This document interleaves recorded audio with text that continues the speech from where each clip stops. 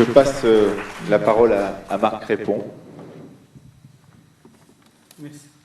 Merci. C'est d'abord avec une grande surprise et une joie réelle que j'ai appris il y a quelques semaines que la culture de la peur, que vous venez d'évoquer, s'était vue décerner cette année le prix Pierre-Simon, Éthique et Société. Je voudrais d'abord vous témoigner ma gratitude. Je voudrais vous dire aussi combien je me sens doublement honoré par ce choix. Honoré et intimidé d'abord de recevoir un prix portant le nom de celui qui a tant œuvré pour transformer la condition des femmes dans notre société et dont les convictions éthiques se sont identifiées à des combats, des avancées et des conquêtes dont aujourd'hui plus que jamais la société tout entière peut s'estimer tributaire et auxquelles elle se doit de rester attachée, et je pense notamment au combat pour le planning familial. Il y aura toujours une infinie distance entre la force d'un tel engagement et celui que représente l'écriture d'un essai au milieu de ses livres, dans le confort de son bureau. Je me sens d'autant plus honoré qu'en dépit de cette infinie distance, le livre que vous récompensez aujourd'hui ne vous est pas semblé totalement désengagé des questions d'éthique et de société. J'y suis infiniment sensible, parce que depuis maintenant plus de 25 ans au moins que je fais de la philosophie, que je l'enseigne, que j'en écris, je n'ai jamais pu la concevoir, la philosophie, autrement que portée à sa manière par l'attention et la vigilance qu'appellent les relations humaines. Ces relations morales et politiques qui font le tissu de notre existence et par lesquelles et dans lesquelles chacun invente, dans un partage commun, sa propre singularité. Parce que cette invention est difficile, parce qu'elle est souvent menacée, parce que ce partage est fragile, le partage de la singularité, il m'est apparu qu'il n'était pas inutile d'interroger les effets que pouvait avoir sur la société le développement de ce qu'il faut se risquer à appeler donc une véritable culture de la peur. Cette culture, nous pouvons l'observer dans bien des domaines qui sont autant de dimensions de ce que le prix Nobel d'économie Amartya Sen appelle la sécurité humaine. La sécurité humaine qui est bien éloignée de ce que la plupart du temps on nous vend, on nous vante, on nous indique sous le nom de sécurité. Je rappellerai quelques-uns de ces domaines que recouvre la sécurité humaine, dans lesquels à chaque fois c'est notre rapport au temps, à notre avenir individuel et collectif qui se trouve impliqué. Il déborde bien évidemment le cadre du livre qui me vaut d'être présent ce soir et fonde autant signe vers la suite qu'il appelle. Alors c'est un premier volume, il est censé y en avoir beaucoup d'autres,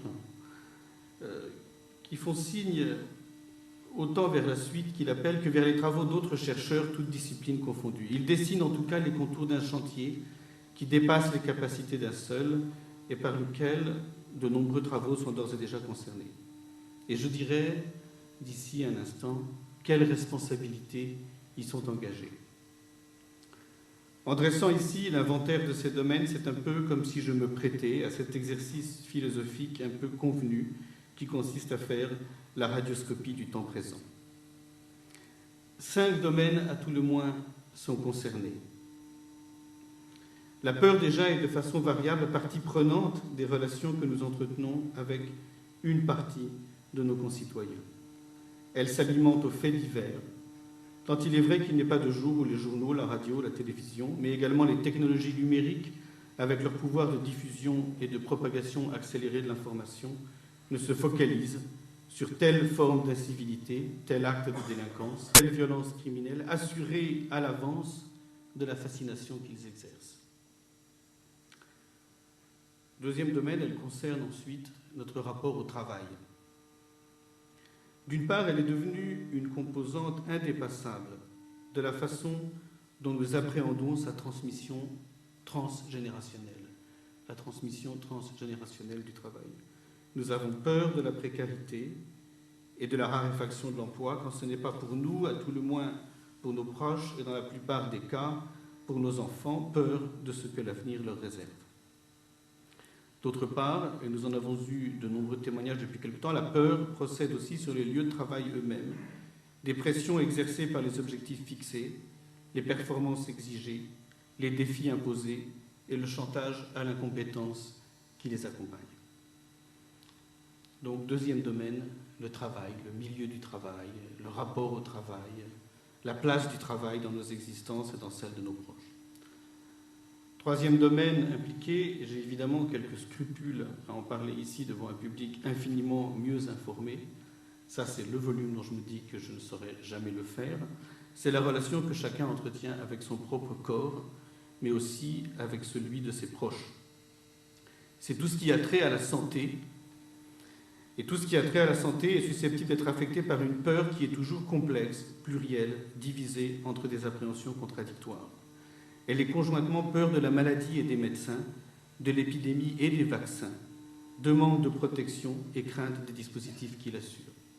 Alors je dis que j'aurais beaucoup de mal à faire ce volume, mais j'ai eu une très grande surprise. Il y a peu, je suis allé assister, c'était la première fois de ma vie, à une soutenance de thèse de médecine à l'hôpital Curie. C'était une soutenance de thèse en psychiatrie.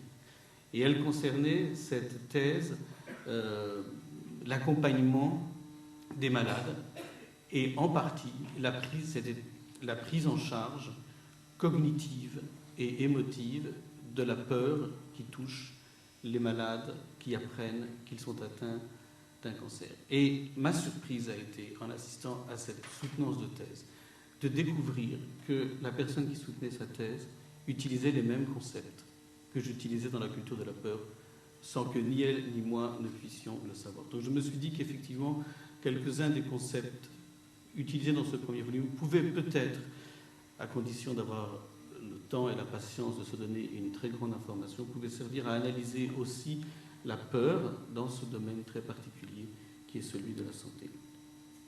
Le quatrième domaine, c'est évidemment celui de notre rapport à la nature et à l'environnement, c'est-à-dire aussi aux techniques qui en assurent ce que plus personne ne perçoit de façon exclusive comme sa maîtrise et sa possession.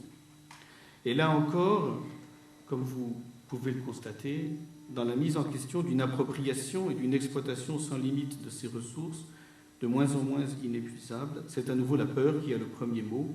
Comme en témoigne, je crois que c'est ouvert ces derniers jours, le festival du film documentaire sur la nature, comme en témoigne la plupart des documentaires environnementaux qui en font la principale ressource.